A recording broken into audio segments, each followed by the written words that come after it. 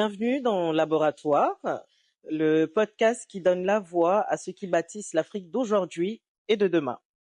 Alors aujourd'hui, nous avons le plaisir d'accueillir Monsieur Ali Kiribi, qui est aujourd'hui le président de la Chambre de commerce et de l'industrie tuniso-sénégalaise.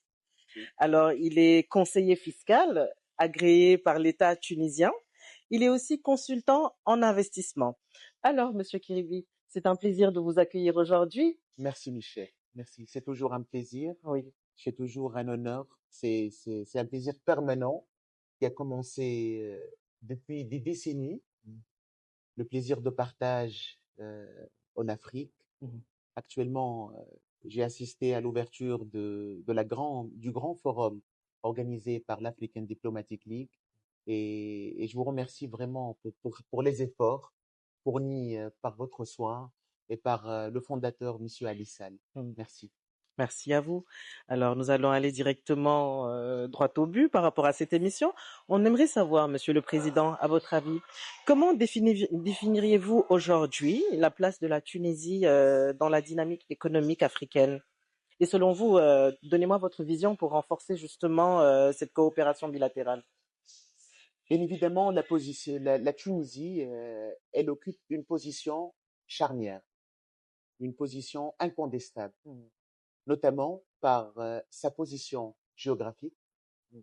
Donc, elle est très bien placée, entre guillemets, donc par son capital humain, le capital humain tunisien, qui est un capital humain expérimenté, fort, qui a beaucoup de potentiel.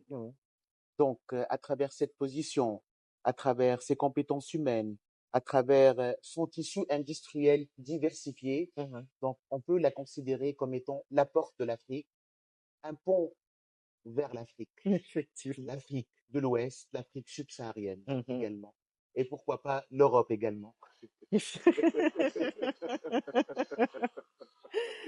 Effectivement.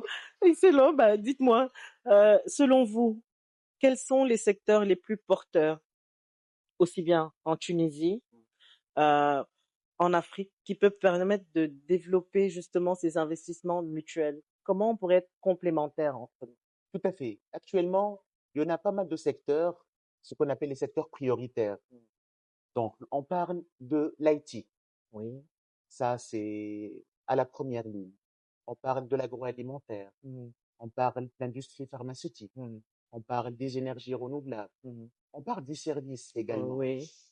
Et à mon humble avis, afin de fortifier et d'accentuer cette relation avec la Tunisie et les autres pays d'Afrique, on doit avoir des investissements dans les deux sens. Ça veut dire l'investissement croisé. Effectivement. Donc, l'export des investisseurs tunisiens vers l'Afrique et nos compatriotes africains